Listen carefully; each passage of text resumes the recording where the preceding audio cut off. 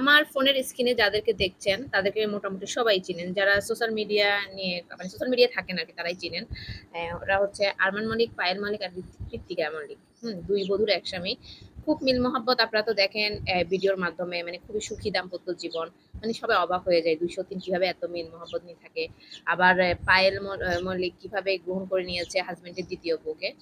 তো বিগ বসে ওনারা চান্স পায় তিনজনই।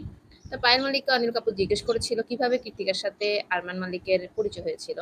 তা পায়েল বলল কৃত্তিকা আমার মানে কমন ফ্রেন্ডের ফ্রেন্ড হয়, তা ওর সাথে আমার ফ্রেন্ডশিপ হয়, সে আমার পাশে বাড়িতে থাকে, মানে এভাবে আর কি পরিচয়, পাশের বাড়িতে সে উঠেছে বা নতুন এই টাইপের।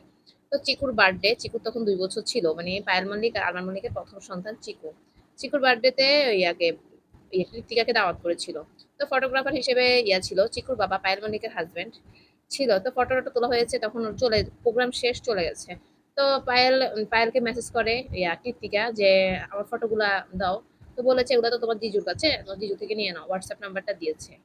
इसको लेके चला गया कोर्ट मैरिज करने और वहां से एक फोटो भेजी मैंने इसको व्हाट्सएप पे कि मैंने शादी कर ली। मैं यकीन ही नहीं कर पाई कि अरमान मेरे अलावा किसी और से शादी कर लेगा, क्योंकि मुझे এই হোয়াটসঅ্যাপ নাম্বার দেওয়া মানে তার হাজবেন্ডকে দিয়ে দেওয়া আর কি।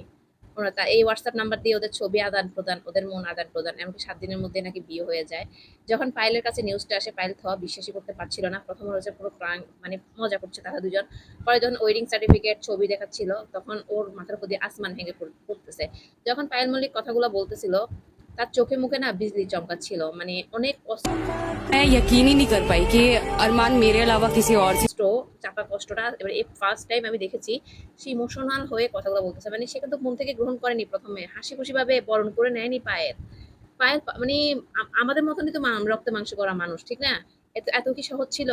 সে যখন চলে যাওয়ার সিদ্ধান্ত নিয়েছিল, কিন্তু কোথায় যাবে? তার তো যাওয়ার জায়গা নেই। 8 বছর মানে পায়েলের হাজবেন্ডের সাথে, আরমান মল্লিকের সাথে সে ছিল। ছেলেটাও ছোট, তার নাকি যাওয়ার মতো জায়গা ছিল না, বাবা মা মনে হয় নাই বললো এরকম। তো সে যাওয়ার মতো জানে, সে ভাগ্যের উপর সে মানে ভাগ্যটাই এমন, সে এটা ভাগ্যের উপর মেনে নিয়ে সে কৃত্তিকাকে মেনে নিয়েছে। মেনে নিতে নিতে আস্তে আস্তে এখন এভাবে সোশ্যাল ওয়ার্ক করতেছে, এভাবে কাজ করতেছে, মেনে নিয়েছে, দুজন দুজনকে এখন ভালোবাসে। সতীনকে বোন হিসেবে ভালোবেসে ওরা সামনে এগিয়ে যাবে, এটাই বললো।